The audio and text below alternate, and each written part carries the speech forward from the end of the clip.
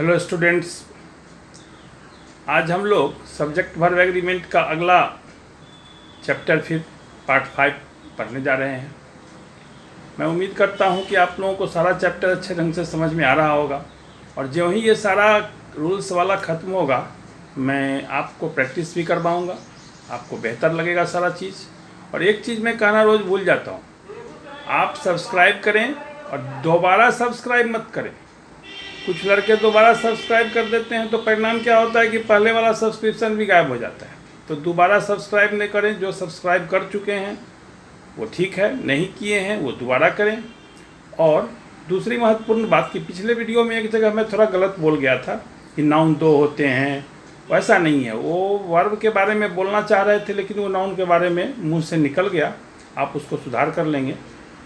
Thank you very much और आगे की पढ़ाई अब कीजिए। Thank you. आज हम लोग सब्जेक्ट वर्ब एग्रीमेंट का 5वां पार्ट पढ़ेंगे। पहले का 4 पार्ट हम लोगों ने पढ़ा है, बहुत सारे रूल्स उसमें मैंने पढ़ा है। अब लास्ट में कैमा रूल पर हमने छोड़ा था, मुझे याद नहीं है, आप यहाँ से उस रूल नंबर को आगे ऐड कर लीजिएगा। आज हम लोग पढ़ेंगे कि बोथ, मेनी, सम और फ्यू। बोथ मतलब दोनों, मेनी मतलब अनेक, सम मतलब कुछ, फ्यू मतलब भी कुछ, प्लूरल होते हैं। अगर इनका प्रयोग सब्जेक्ट के रूप में हो तो वर्ब प्लूरल होता है। सब्जेक्ट के रूप में इनका प्रयोग हो, ये कहने का मतलब ये होता है कि ये एडजेक्टिव्स भी हैं। और अगर ये एडजेक्टिव हैं तो ये एडजेक्टिव्स भी हैं। नाउन के पहले अगर ये आ जाएंगे तो ये एडजेक्टिव का काम करेंगे, ये सब्जेक्ट नहीं होंगे बल्कि नाउन सब्जेक्ट हो जाएगा। अब वो आगे हम आपको समझा रहे हैं। लेकिन अगर ये सब्जेक्ट के रूप में ही रहेंगे तो चूंकि ये प्लूरल हैं इसलिए इनके साथ वर्ब भी प्लूरल लगेगा। एग्जाम्पल से आप ज़्यादा बेटर समझिएगा। यहाँ मैंने लिख दिया है, आप इसको देख लीजिएगा ध्यान से। और इनके साथ वर्ब भी प्लूरल रहेगा। अब यहाँ पर आप देखो, सम डैश बिन पास्ट। अब यहाँ सम के बाद कोई नाउन नहीं लगा हुआ है, यानी कि सम ही सब्जेक्ट हो गया और सम कुछ है, इसलिए इसके साथ ये सम प्लूरल होता है तो इसका वर्ब भी प्लूरल होगा। और क्या हो जाएगा तब आंसर हो जाएगा इसका हैव। लेकिन यहीं पर हम एक चीज़ और आपको समझा रहे हैं कि अगर यहाँ सम के साथ मिल्क लगा होता, सम मिल्क, अब तब सब्जेक्ट कौन बनता? तब सब्जेक्ट मिल्क बनता, तब सम सब्जेक्ट नहीं होता और मिल्क सिंगुलर होता है, इसलिए तब वर्ब क्या हो जाता? हैज, तब हैव नहीं होता। यही चीज़ समझाना है। फिर यहाँ पर देखिए बोथ ऑफ देम। अब यहाँ पर भी सब्जेक्ट वर्ब लगाना है। अब बोथ भी प्लूरल है और देम भी प्लूरल है। आप कहिएगा सर यहाँ तो क्लियर है। अब यहाँ पर आप क्या समझाइएगा कि जब सब्जेक्ट प्लूरल है तो वर्ब तो ऑलरेडी प्लूरल होगा। लेकिन यहाँ ध्यान देने की बात यह है कि दोनों में सब्जेक्ट कौन है? बोथ और देम में। मैंने पिछले वीडियो में आपको बताया था कि ऑफ के पहले जो वर्ड आता है वही उसका मेन सब्जेक्ट होता है। तो बोथ है सब्जेक्ट यहाँ पर और बोथ प्लूरल है, इसलिए यहाँ पर भी वर्ब प्लूरल हो जाएगा और आज हो जाएगा both of the them are guilty, है ना। दोनों, उनमें से दोनों ही क्या थे? गिल्टी थे, दोषी थे। अब यहाँ पर नोट है। नोट मतलब इस जगह पर आपको विशेष ध्यान देना है। क्या देना है? लेकिन अगर मेनी अ या एन के बाद कोई नाउन रहे तो नाउन और वर्ब दोनों सिंगुलर होंगे। अब यहाँ ऊपर में मैंने आपको दिखाया कि मेनी भी प्लूरल है। अगर मेनी सिर्फ अकेले मेनी सब्जेक्ट रहेगा तो वर्ब क्या होगा? प्लूरल होगा। लेकिन मेनी के साथ अगर जैसे यहाँ लग गया, मेनी तो लगा हुआ है लेकिन उसके साथ क्या लग गया? A student.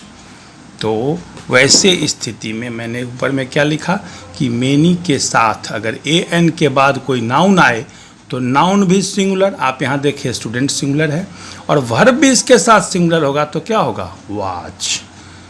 तो ये आप समझ गए, मेनी ए और एन के बाद नाउन भी सिंगुलर, वर्ब भी सिंगुलर। लेकिन मेनी अगर अकेले रहेगा तो वर्ब क्या होगा? प्लूरल होगा।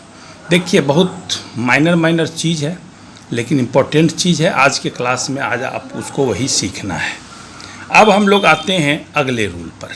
ये है रूल नंबर। अब अपना दे दीजिएगा आप, कौन सा रूल होगा, मेरे दिमाग में नहीं है, अब मैं यहाँ समझा रहा हूँ आपको।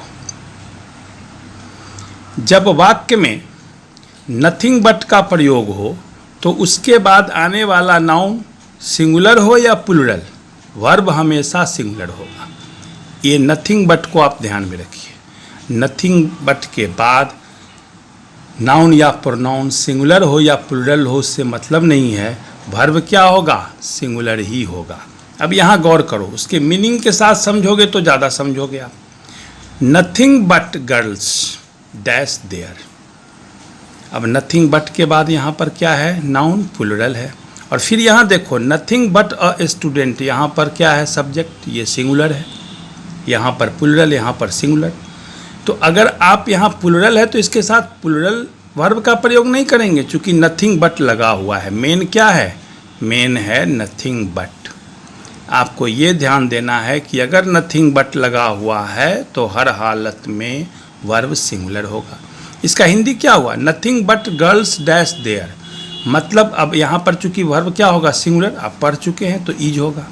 अब इसका मतलब हो गया कि वहाँ सिर्फ लड़कियाँ ही थी, दूसरा कोई नहीं था। नथिंग बट गर्ल्स, सिर्फ लड़कियाँ थी। Nothing but a student there, यहाँ पर भी क्या होगा, वर्ब सिंगुलर होगा, इज। यानी कि सिर्फ वहाँ पर एक स्टूडेंट है, दूसरा कोई नहीं है। तो नथिंग बट के बाद आपने जान लिया कि क्या होगा, चाहे वो नाउन या सब्जेक्ट सिंगुलर हो या प्लूरल हो, वर्ब हमेशा सिंगुलर होगा। अगले रूल में आप आइए।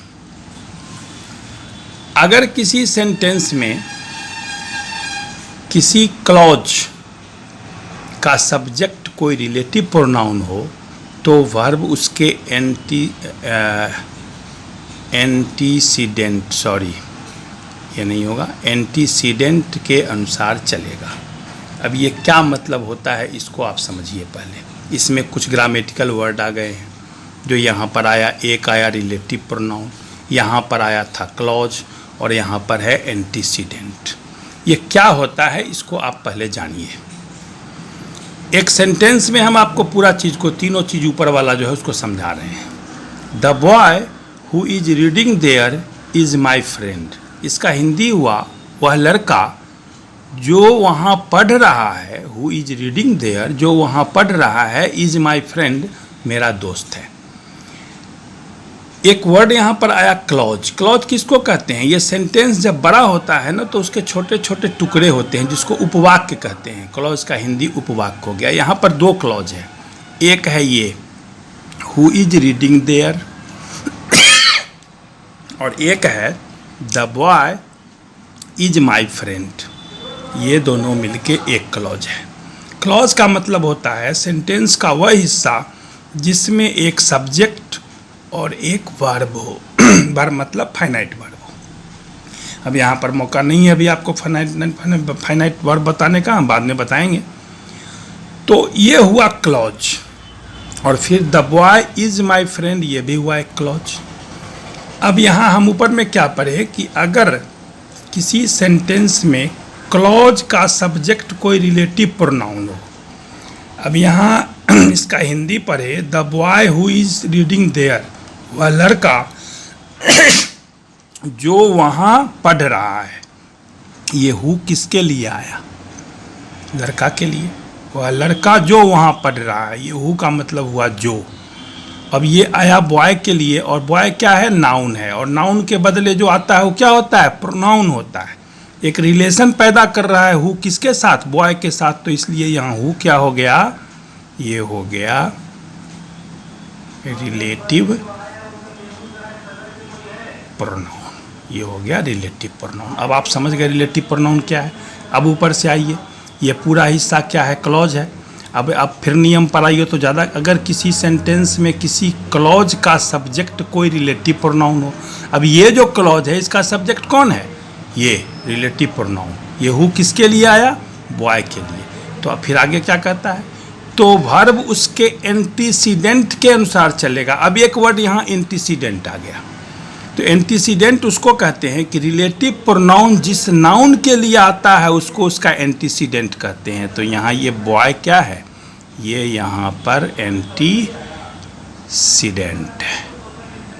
अब आप समझ गए एंटीसीडेंट क्या होता है ना।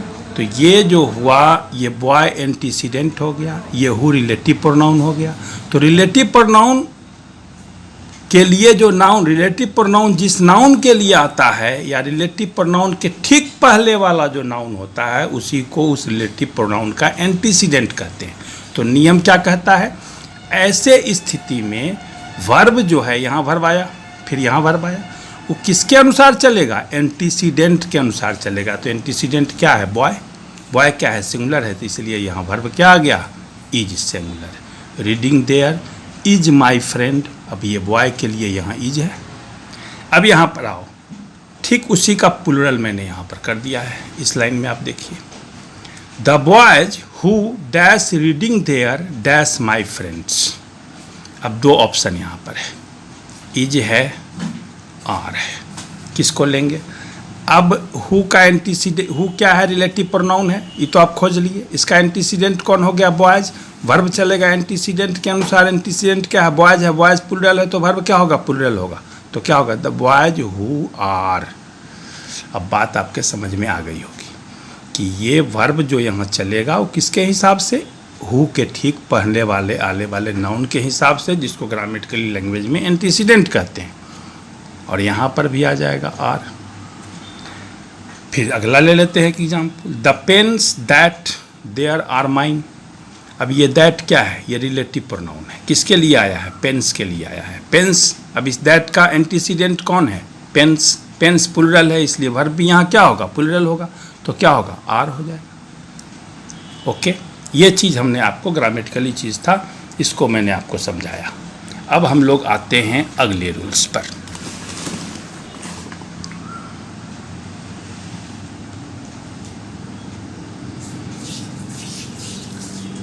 यदि सब्जेक्ट के बाद अपोजिशन का प्रयोग हो, अब ये फिर यहाँ एक वर्ड आ गया, अपोजिशन का प्रयोग हो, तो वर्ब हमेशा सब्जेक्ट के अनुसार चलेगा। अब फिर आपको यहाँ पहले ये समझना है अपोजिशन किसको कहते हैं।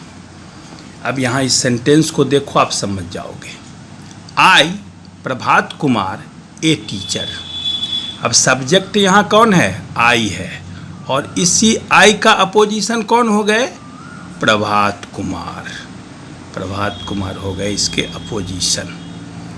तो क्या नियम है, यदि सब्जेक्ट के बाद अपोजिशन का प्रयोग हो, ये सब्जेक्ट है, इसके बाद अपोजिशन, जैसे मैं, आपका नाम रोहित है, तो मैं कह दूं यू रोहित कुमार, तो यू का अपोजिशन कौन हो जाएगा, रोहित कुमार। तो यहाँ आई का अपोजिशन, मैं प्रभात कुमार हूँ, तो आई का अपोजिशन क्या हो गया, प्रभात कुमार। तो वर्ब प्रभात कुमार के अनुसार नहीं चलेगा, वर्ब चलेगा आई के अनुसार। तो यहाँ पर है ए टीचर, तो इज और एम में कौन होगा, आई के अनुसार चलेगा, तो क्या होगा, एम। अब बात आप समझ गए होइएगा, क्लियर कट। फिर अगला एग्जाम्पल देखिए, see your wife a beautiful lady. वह जो क्या है, तुम्हारी पत्नी है, सुंदर औरत है। तो अब वर्ब चलेगा किसके हिसाब से, सी के हिसाब से, योर वाइफ के हिसाब से नहीं। तो इज आर में कौन होगा, इज होगा। फिर एक और ले लो आप, you Ram dash a bad boy. अब यू सब्जेक्ट है, इसका अपोजिशन कौन हो गया, शॉर्ट में लिख रहे हैं राम। तो कभी कभी गलती से लड़का क्या देखता है, राम नज़दीक पड़ता है तो वर्ब उसी के अनुसार चला देगा। अब यहाँ भी ऑब्जेक्ट है इज और आर, आप पट से इज ले देंगे, लेकिन गलत होगा। वर्ब किसके हिसाब से चलेगा, यू के अनुसार चलेगा, और तब जाकर के आंसर क्या होगा, are you Ram are a bad boy. आज आप 3-4 चीज़ को सीखे हैं आप, मैं फिर आपको दोहरा देता हूँ। आपने यहीं से सीखा पहले किसको, अपोजिशन क्या होता है, ये ग्रामेटिकल वर्ड है, ये सीखना ज़रूरी है आपको। तो आपने सीखा क्या कि अगर सब्जेक्ट के साथ कोई अपोजिशन लगा हो तो वर्ब चलेगा। अगर यहाँ आई नहीं रहता तो क्या होता, Prabhat Kumar is a teacher हो जाता। लेकिन ये प्रभात कुमार का क्या है, ये अपोजिशन है, सब्जेक्ट रियल में कौन है, आई है, तो वर्ब चला आई के हिसाब से। इस अपोजिशन को आपने जाना। फिर आपको मैंने यहाँ पर 2-3 चीज़ बताया। क्लॉज किसको कहते हैं, मैंने आपको बताया जब सेंटेंस बड़ा होता है तो वो उसके 2-3 हिस्से हो जाते हैं और हर हिस्से को क्लॉज कहते हैं। क्लॉज का मतलब हुआ जिसमें एक सब्जेक्ट और एक वर्ब जरूर हो। यहाँ पर भी देखिए ये सब्जेक्ट है द बॉय, तो उसका वर्ब है इज यहाँ पर। और तब मैंने बताया कि रिलेटिव प्रोनाउन क्या होता है, जो नाउन के बदले आया। और फिर मैंने आपको क्या बताया कि उस रिलेटिव प्रोनाउन का एंटीसीडेंट कौन होता है, वो भी आपने देख लिया। तो ये सारा ग्रामेटिकल चीज़ के हिसाब से मैंने आज आपको रूल्स बताए हैं। हमको उम्मीद है ये सारे रूल्स आपको पसंद पड़े होंगे। ऐसे ही करके हम धीरे धीरे आपको रोज़ नया नया रूल्स कुछ बताएंगे और फिर हम आपको समझाएंगे। उम्मीद है ये वीडियो आपको अच्छी लगी होगी। Thank you.